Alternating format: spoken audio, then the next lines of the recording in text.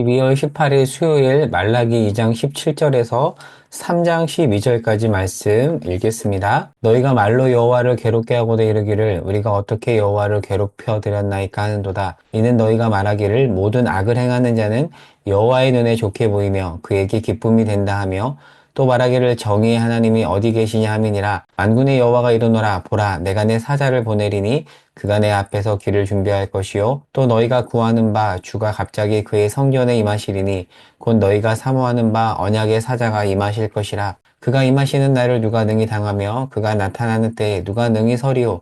그는 금을 연단하는 자의 불과 표백하는 자의 잿물과 같을 것이라. 그가 은을 연단하여 깨끗하게 하는 자 같이 앉아서 레위 자손을 깨끗하게 하되 금, 은같이 그들을 연단하리니 그들이 공의로운 제물을 나 여호와께 바칠 것이라. 그때 유다와 예루살렘의 봉헌물이 옛날과 고대와 같이 나 여호와께 기쁨이 되려니와 내가 심판하러 너희에게 임할 것이라. 점치는 자에게와 간음하는 자에게와 거짓 맹세하는 자에게와 품꾼의 삭세대하여 억울하게 하며 과부와 고아를 압제하며 나그네를 억울하게 하며 나를 경외하지 아니하는 자들에게 속히 증언하리라. 만군의 여호와가 말하였느니라. 나 여호와는 변하지 아니하나니 그러므로 야곱의 자손들아 너희가 소멸되지 아니하느니라. 만군의 여호와가 이르노라. 너희 조상들의 날로부터 너희가 나의 규례를 떠나 지키지 아니하였도다. 그런즉 내게로 돌아오라. 그리하면 나도 너희에게로 돌아가리라 하였더니 너희가 이르기를 우리가 어떻게 하여야 돌아가리까 하는도다. 사람이 어찌 하나님의 것을 도둑질하겠느냐. 그러나 너희는 나의 것을 도둑질하고도 말하기를 우리가 어떻게 주의 것을 도둑질하였나이까 하는도다. 이는 곧 11조와 봉헌물이라.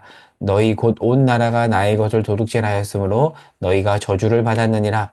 만군의 여호와가 이르노라. 너희의 온전한 11조를 창고에 들여 나의 집에 양식이 있게 하고 그것으로 나를 시험하여 내가 하늘 문을 열고 너희에게 복을 쌓을 곳이 없도록 붙지 아니하나 보라.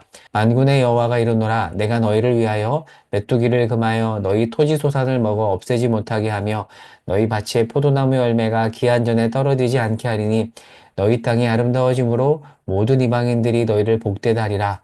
만군의 여호와의 말이니라. 아멘. 자, 남유다 백성은 계속해서 냉소적입니다. 냉소적인 이 남유다 백성이 하나님께 계속 비꼬듯한 질문을 던집니다. 항의하며 질문을 하는 것이죠. 자, 2장 17절을 볼까요? 이렇게 말하죠. 말로 괴롭게 했습니다. 하나님을 향해서 괴롭게 한 거예요. 그러고도 뭐라고 말하냐면 저희가 언제 그랬는데요? 분명히 괴롭혔는데 그런 사람들 있잖아요. 제가 언제 그랬어요? 지금 그렇게 남유다 백성이 이야기하고 있는 것입니다. 자기의 잘못은 보지 못하고 현실을 보면서 하나님만 탓하고 있는 것이죠. 자, 3장 5절 말씀을 볼까요? 자, 5절 말씀에 보면 이 당시 남유다 백성들이 어떤 잘못을 저질렀는지에 대해서 이야기하는데 뭐라고 하죠? 간음, 거짓 맹세, 약자 수탈, 하나님이 정말 싫어하시는 행동들을 이들이 다 했습니다. 그럼에도 불구하고 하나님을 향해서 2장 17절에서 이런 표현도 있잖아요. 정의의 하나님이 어디 계시냐? 2장 17절 마지막 부분 보십시오. 사실 정의를 무너뜨린 것은 누구예요? 간음, 거짓 맹세, 약자 수탈 등으로 정의를 무너뜨린, 공의를 무너뜨린 자들은 자신들인데 하나님을 향해서 정의의 하나님은 어디 계시냐라고 묻고 있습니다. 적반하장이죠. 자, 그러면 이들이 왜 이렇게 시니컬, 냉소적이었는가 우리가 아침 묵상 설교 때 살펴보았잖아요. 남유다 백성들은 100년 전에 수룹바벨 성전만 재건되면 과거의 영광을 회복할 줄 알았어요. 그 영광을 예언했던 선지자가 누구죠? 학개 선지자잖아요. 학개가 말했죠. 지금 영광이 이전 영광보다 더 크리라라고 했는데 현실을 보니까 그 영광이 없는 거예요. 하나님이 말씀하신 영광은 그런 영광이 아닌데 이들이 착각한 거죠. 하지만 그들이 바랬던 영광은 가시적인 영광이었어요. 현실을 보니까 가시적인 영광이 없는 거예요. 그러자 냉소적으로 변해서 아이고 하나님은 악인만 축복하시는 분이죠. 뭐예요? 말도 지키지 않는 분이죠. 라고 냉소적으로 대응하고 있는 것입니다. 자, 거기에 대해서 3장 1절에서 하나님이 워드플레이로 답변을 하시거든요. 자, 3장 1절을 볼게요. 이런 표현이 있습니다. 만군의 여호와가 이르노라 내가 내 사자를 보내리니 라고 되어 있습니다. 내 사자. 내 사자가 히브리어로 말라키예요. 말라기의 저자가 누구죠? 말라기잖아요. 하나님은 이미 말라기 선지자를 보냈는데 지금 워드플레이로 내가 내 사자, 그러니까 히브리어로 읽으면 말라기를 이미 보내신 하나님이 말라기를 또 보내겠다라고 해요. 또 다른 말라기를 보내서 길을 닦을 것인데 그 닦은 길 위에 누가 임하시겠다라고 하죠? 3장 1절을 다시 볼게요. 만군의 여호와가 이르노라 보라 내가 내 사자를 보내리니 그가 내 앞에서 길을 준비한대요. 또 다른 말라키가 이미 있는 말라기 말고 또 다른 말라키 내 사자가 길을 준비할 것인데 그 길 위에 누가 임한대요? 너희가 사모하는 바 언약의 사자가 임한다라고 되어 있습니다. 자, 여기서 예언된 또 다른 사자 말라키는 누구냐면 430년 이후에 임할 세례 요한이고 그 세례 요한이 닦은 길 위에 누가 임하시죠? 예수 그리스도, 즉 언약의 사자는 예수 그리스도입니다. 누가복음 3장 5절에 보면 그런 표현이 있습니다. 산이 낮아지고 험한 길이 평탄해진다고 돼 있어요. 길이 닦인 것이죠. 그 닦인 길 위에 누가 오는 거죠? 언약의 사자. 자, 그렇게 닦인 길이 뭘까요? 회개입니다. 그러니까 언약의 사자는요, 이제 잠깐 오는 게 아니라 임하세요. 그리고 그 회개로 닦인 그 길 위에 언약의 사자가 임해서 하는 일은 자, 2절, 3장 2절부터 볼게요. 그가 임하시는 날을 누가 능히 당하며 그가 나타나는 때에 누가 능히 서리요 그는 금을 연단하는 자의 불과 표백하는 자의 잿물과 같을 것이라 완전히 씻을 것이다 라고 말하고 있습니다. 여러분 세례 요한은 물로 세례를 줬잖아요. 근데 예수님은 뭘로 세례를 주시죠?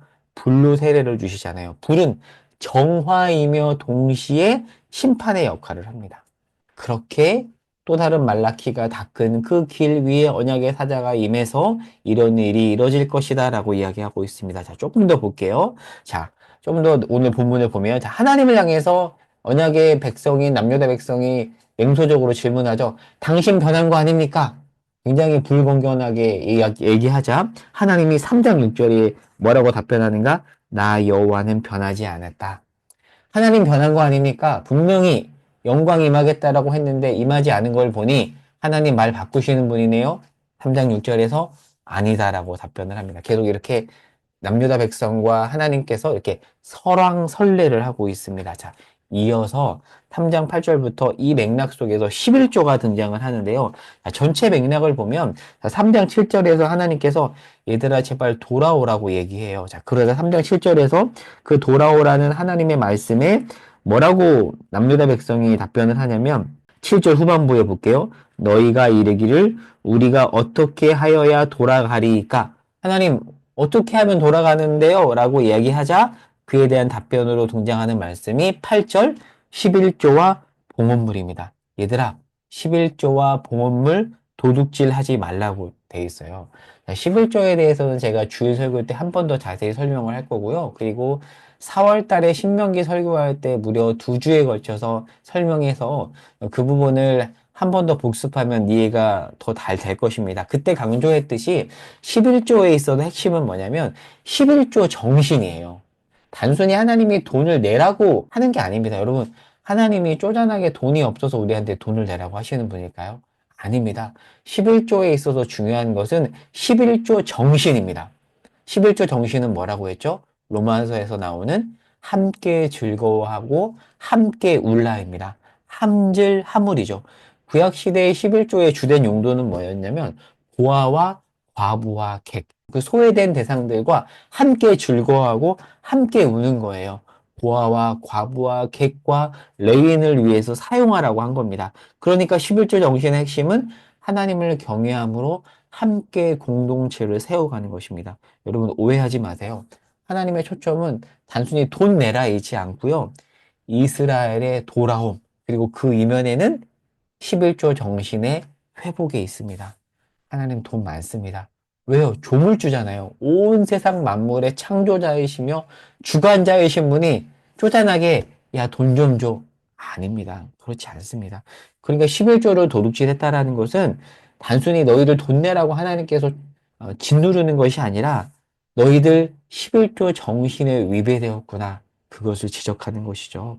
그리고 여기서 보면 시험하라는 표현이 나오잖아요. 시험해 보라고 되어 있잖아요. 여러분 10조를 볼까요? 만군의 여호와가 이르노라 너희의 온전한 11조를 창고에 들여 나의 집에 양식 있게 하고 그것으로 나를 시험하여 내가 하늘문을 열고 너에게 복을 쌓을 것이 없도록 붙지 아니하나 한번 보라고 하잖아요. 여기서 시험해보라는 것은 하도 하나님이 답답하니까 말을 듣지 않으니까 야 한번 해봐 그렇게 하라는 거지. 우리가 흔히 생각하는 그 시험해보라는 것이 아닙니다. 맥락을 통해서 잘 이해하시기 바랍니다. 어제 설교에서 보면 남유다 백성들은 계속해서 이웃을 학대했죠. 그리고 어려서 맞이한 아내를 버렸습니다. 함줄함을하지 않았어요. 얘들아, 한번 그렇게 함줄함을하면서 11조 정신에 충실하게 살아봐. 그러면 내가 신명기에서 약속했던 그 언약의 복 너에게 줄 거야. 제발 좀 그렇게 살아라. 라고 하면서 하나님께서 시험이라는 단어를 가져오는 겁니다. 그래서 우리가 이 본문을 그냥 문맥 없이 전체적인 구약에 대한 이해 없이 본문만 딱 떼서 이해하면 오해할 수 있어요. 그렇지 않다라는 것. 자, 오늘 설교를 통해서 여러분께서 잘 이해하시기 바랍니다. 자, 이제 오늘 말씀을 정리하고 적용해 볼게요. 사실 우리가 제일 오해하는 구절이 10절이에요. 11조를 내면 복을 쌓을 것이 없도록 붓겠다라는 거잖아요. 이 말은 탐욕까지 채워주겠다라는 것이 아닙니다. 제가 여기다가 필요사항과 요망사항이라고 적어놨는데요. 저도 재정을 관리할 때 이 두 가지를 구분하거든요. 우리 삶에 있어서 필요사항이 있고요. 요망사항이 있습니다. 어떤 차이가 있을까요? 필요사항에 해당되는 것은 의식주입니다. 그런데 요망사항은 있으면 좋지만 없어도 되는 거예요. 예를 들어서 제가 오랫동안 썼던 LG폰이 망가져서 핸드폰을 최근에 바꿨습니다. 아이폰 9 모델로 바꿨어요. 잘 쓰고 있습니다. 몇 개월 동안 너무 잘 쓰고 있어요. 그런데 최신 모델이 나왔죠? 그 최신 모델을 보니까 인간인지라, 와, 좋네, 라는 생각이 들잖아요. 지금 이미 멀쩡한 핸드폰을 갖고 있는데 더 좋은 모델을 보면서 사고 싶은 것은 요망사항입니다. 그러니까 하나님은 우리의 필요사항을 채우는 것에 관심이 너무 많으세요. 우리가 꼭 있어야 되는 거 있잖아요. 의식주. 그런데 있으면 좋지만 없어도 되는 요망사항을 채우는 것에 대해서는 하나님이 그리 관심이 없으세요. 그러니까 요망사항을 위한 기도에는 하나님이 기도 응답 잘 안 하세요. 만약에 우리가 요망사항을 놓고 기도했을 때 그 기도가 응답된다면 그것은 오히려 저는 복이 아니라고 생각합니다. 여러분, 오늘 본문에서 하나님께서 다 채워주겠다라고 하는 것은 필요사항을 채워주겠다라는 것이지 욕망사항까지 채워주겠다라는 것은 아닙니다. 모든 필요, 없어도 되는 것까지 채워주겠다라고 하시는 게 아니라는 겁니다. 최소한의 우리의 필요, 꼭 있어야 되는데 없는 것. 만약에 집이 있어야 되는데 집이 지금 당장 없어요. 저는 그것으로 해서 우리가 기도할 때 하나님이 그 기도는 들어주신다고 생각하는데 지금 멀쩡한 집이 있는데 더 좋은 집을 위해서 우리가 기도한다면 하나님 그 기도에 대해서는 큰 관심이 없다라고 생각해요. 그러니까 이 복을 쌓을 것이 없도록 붓겠다라는 이 구절을 이 필요사항과 요망사항이라는 단어를 통해서 잘 이해하면 좋을 것 같습니다. 근데 여기서 은혜가 되는 건 뭐냐면요. 하나님이 우리의 필요사항에 너무나도 관심이 많으시다라는 거예요. 그 기도 우리가 주 앞에 드릴 때 하나님 응답하십니다. 그래서 이 내용을 통해서 한번 정리해 봤고요. 그리고 두 번째, 우리가 오늘 말씀을 토대로 우리가 11조 정신 함질 함물에 과연 충실하며 살아가고 있는가 질문하면서 또 오늘 말씀을 정리하면 좋을 것 같습니다. 오늘 기도 제목, 오늘 하루 함질 함물하며 주 앞에 살겠습니다라고 다짐하며 아침에 기도하며 나가도록 하겠습니다. 기도하겠습니다. 하나님, 11조 정신에 충실하며 오늘 하루도 살아가겠습니다. 이웃과 함께 즐거워하며 함께 울며 살아가겠습니다. 주님이 기뻐하시는 모습입니다. 그 모습, 우리 삶, 우리 공동체 삶에 가득하게 하옵소서. 예수님의 이름으로 기도합니다. 아멘.